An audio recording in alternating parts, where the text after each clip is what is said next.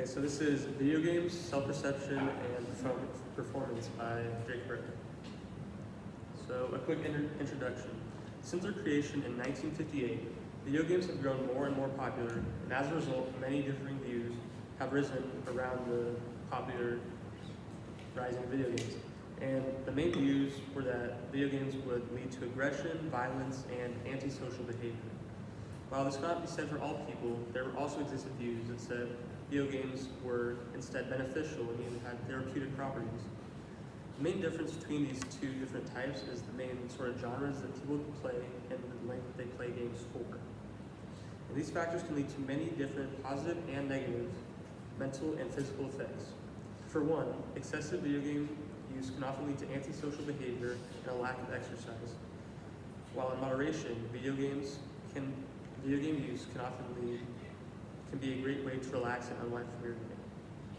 The pervasiveness of video games in today's society is undeniable. According to researcher Paul Laddachi, as many as 90% of adolescents play them on a regular basis, and 87% of adolescents in North America play them. While the popularity of gaming has risen in recent years, so has the controversy surrounding it. Some argue that games have a negative impact on academic performance, while others claim that they enhance it. The purpose of this paper is to explore the relationship between video games, self-perception, and school performance. In particular, this study will investigate the following. How does playing video games affect self-perception and school performance? So these are my reasons for research. I primarily chose this research due to a personal connection with video games and thought that it would be interesting to see what other kids my age thought of video games and how they perceive themselves. Additionally, due to their widespread usage, there are many different views that can be explored in different ways. For this research, I chose to analyze the relationship of video games to self-perception and academic performance. For my first literature review, my first article, I looked at an article by researchers Paul Laddachi and Tina Willoughby that tried to examine whether strategic video game play predicted self-reported problem-solving skills among a sample of around 1,500 adolescents in a longitudinal study. The results showed that more strategic video game play predicted higher self-reported problem-solving skills over time than less strategic video game play. In addition, the results showed support for an indirect association between strategic video game play and higher academic grades, and that strategic video game play predicted higher self-reported problem-solving skills, and in turn, higher self-reported problem-solving skills predicted higher academic grades. With this article in mind, I made sure to include strategic video games as one of the genres in my research, and I hope to find a connection between them and self-perception. My second article, titled A Formal Anthropological View on Motivation Models of Problematic and Remote Play by Jeffrey Snodgrass. He relied on tools from psychological anthropology to test for the possible role of culture in problematic and remote play. He utilized 3 tweaked motivational factors to review participants.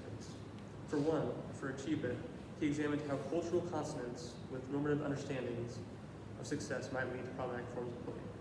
For 2, he analyzed the possibility that developing overvalued virtual relationships could lead to problematic play that took away from real-life experiences.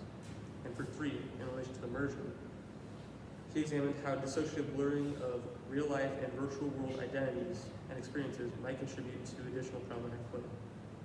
These culturally sensitive measures better predicted problematic forms of play, pointing to the important role of socio-cultural factors in structuring online play. The results of this study found that players can immerse themselves heavily if they take precautions and limit video game play. One other thing that this study found was that there was a causal correlation between in-game and real-life status, with in-game status and wealth similar to that of real life. With this in mind, I opted to study the self-perception of Brophy students, along with taking into account the video games they play and for how long. My final article, by Viviane Kogas, is time spent playing video games associated with mental health, cognitive, and social skills in young children. She found that in the UK, 20% of children play video games for more than 5 hours per week. Factors associated with time spent playing video games included being a boy, being older, and belonging to a medium-sized family, which all relate to the student body that I am looking at. Once data was adjusted for child age and gender, number of children, mother's age, marital status, education, employment status, psychological distress, and region, high video game usage was associated with 1.75 times the odds of high intellectual functioning and 1.88 times the odds of high overall school competence. Once controlled for high usage predictors, there were no significant associations with any child's self-reported mental health problems due to video games.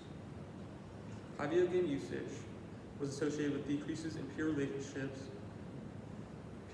problems, and personal deficits. In conclusion, playing video games may have positive effects on young children, but further research is required. By understanding the mechanisms through which video games use may stimulate children should be further investigated.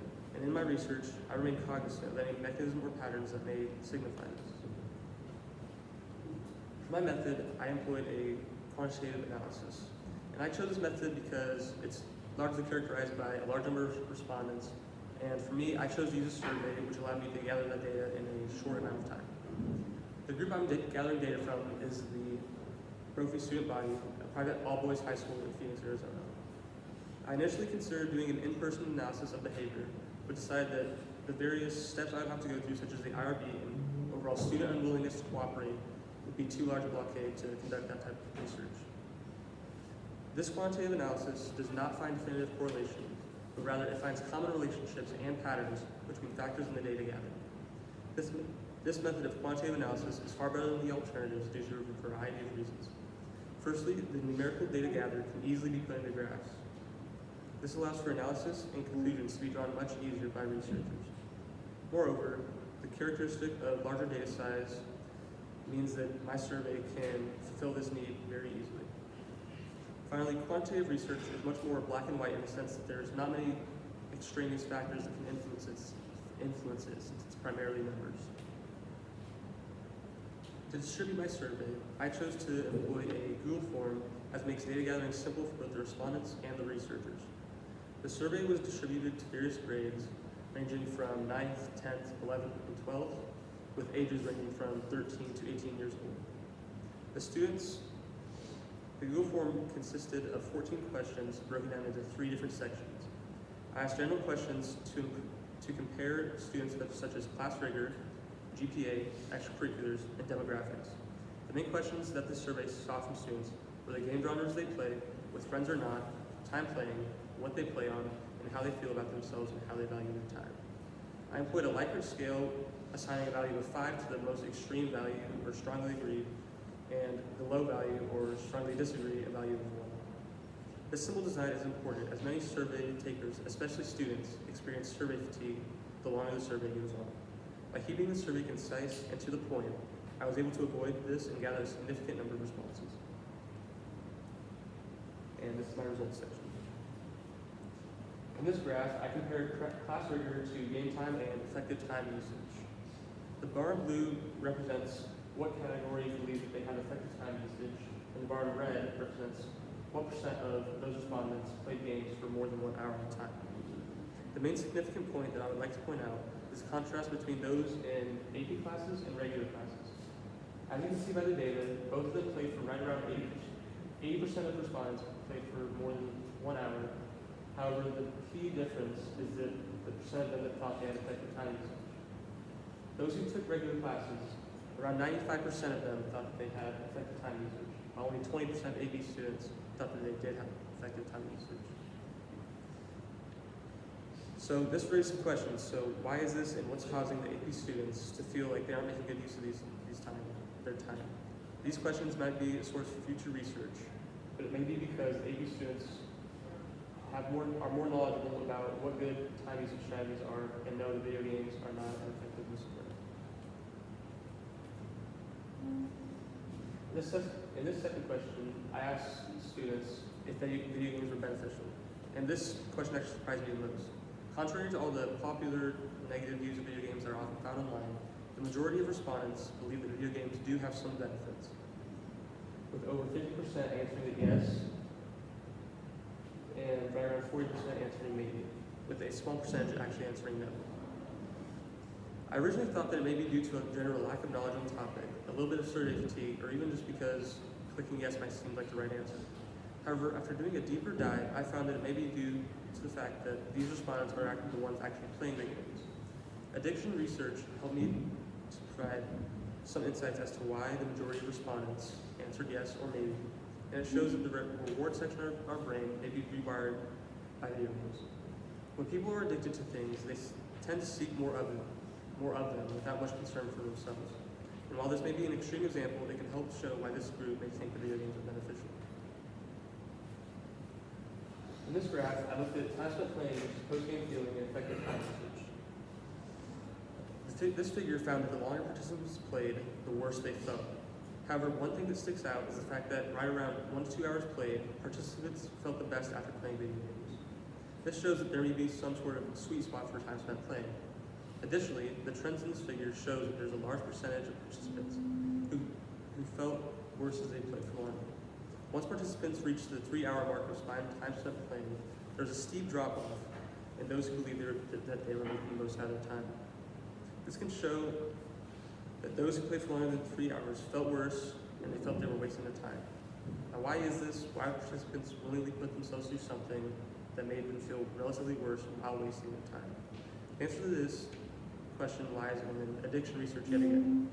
Whenever people are addicted, they have uncontrollable urges to fulfill this addiction, even if they feel and know it is hurting them. Dr. Elizabeth Drew stated that for those who play 3 or more hours per day, this sort of play can cause lasting damage to the health and well-being of people, including their relationships and productivity. While this does not clearly indicate addiction, there is a causal relationship between addiction and those who play for more than 3 hours per day. In this graph, I asked participants if they thought that they were doing their best in school. And the trends in these figures indicate that those who play for less time on average tend to have a more positive attitude towards their schoolwork and effort. One key thing to point out is that the data for this response was a little bit all over the place, with 3 to 4 hours jumping back up to around 70% and 2 to 3 being under 50. Now, why is this? The main reason maybe that there is a variety of effort levels present is due to the individual standards of each participant. For some, having a higher GPA, while for others, sports may be their main focus. It all depends on each individual. And when relating this to each participant's GPA, I found that those who played for longer periods of time tend to have lower GPAs as a whole. And if this is the case, then why do they think that they are doing better than, say, someone with a high GPA and low time spent on games? This leads back to the idea of self-perception and effort. And if students are doing the best they think they can, then they will have a more positive outlook on their effort at school. In this section, I looked at what percent of participants played video games with friends compared to their time spent playing. And I also took into account who had extracurriculars that took up 8 or more hours per week. This graph shows that those who play video games with friends for less time, this may be due to the fact that other people in your group help to hold you accountable and you won't game for as long as a result. However, when playing, solo participants can get lost in a game and play for extended periods of time. This troublesome idea shows that when you don't have other people or activities to keep you in check, you are more likely to become so enthralled by the online world that you forget what is going on around you in the outside world. One key thing to note is that those players who play for longer than 3 hours tend to 1, play solo, and 2, not have significant extracurriculars that total more than 8 hours. Without these outside factors to keep participants in check, they may find it much easier to get stuck behind a screen and ultimately waste their time. To my limitation. The first main limitation of this study will largely deal with the student body of Bothie itself. To start, the size and number of students in the community is the first limiting factor. This is a limitation because my results were centered around 13 to 18-year-old boys at Bothie, which means that my results are not applicable everywhere to kids of similar age. Additionally, due to my data collection method, students will have full reign over their answers and will be able to choose whether or not to answer truthfully. This is one limitation of the study, as it would reflect negatively on data, and the results would lead me to draw incorrect conclusions. However, other than a few troll responses, all the data seemed accurate. The next main limitation would be the focus, or specifically the genre of video game I'm focusing on. In my data collection, I asked participants what games they played in total rather than one specific game to avoid any game bias. One final limitation would be the time period spent collecting data. as it was done over roughly a month period and this means that it's not applicable for overextended use. Further research would be valuable to provide a more comprehensive understanding in relation to the various factors at play mentioned in each of the results. Future research in these areas should take into account a larger and more diverse sample size over a longer period of time in order to draw accurate conclusions that can stand up to the test of time. Overall, this study served its purpose in finding the relationship between video games, self-perception, and school performance, with 1 to 2 hours of game time being the metaphorical sweet spot to play video games with friends. In addition, the longer participants played video games for, the more often they felt worse about themselves and their effort in school, and it is important to take and do all things in moderation in order to avoid any problematic outcomes. Additional research into the factors that affect self-perception would be valuable in setting a stronger foundation for future research in this area. With ever-growing research, with ever-growing interest in video games and how they can affect adolescents, continued research can provide invaluable insight into their behaviors as video games and their applications continue to grow. This is the work section. Terrific, thanks Jake. That was great. I've got 3 questions for you and then we'll wrap this thing up. So for the first question, how did you determine which results generated by your method were the most important in order to lead to your new understanding? Tell us about the process of choosing. So to analyze my results, I converted all of them into values of 1, 2, 3, 4, 5, and then I inputted all those values and laid each question into a spreadsheet. And then for participants who had a value of over 3, 4, or 5, I would consider that significant because they would either say be neutral or they would feel better about themselves in a given question. And then by comparing that to sort of game time or class rigor, I was able to draw some conclusions about the data. And then a follow-up to that, what are the real-world implications or consequences that are related to what you found out? So I found that the longer you play video games for, the worse you're going to feel about yourself. But I also found that playing solo might also be a cause of that, because I found that those who played solo played for longer and they tended to feel worse about themselves in general, while those that played for less time and with friends, they felt better about themselves and generally it seemed that they did better in school as well. And then the final question, if you could revisit your whole research process from beginning to end, what would you do differently and why would you change it? So one thing that I would do different is try to convert it into more of a longitudinal study. Instead of conducting my data collection over just a 1-month period, I would send out a survey in the first semester of the school year to gather initial data on how participants feel about themselves in video games. And then I would send out another one in the second semester to see sort of how that's changed and if anything can be drawn from that. Terrific, thanks.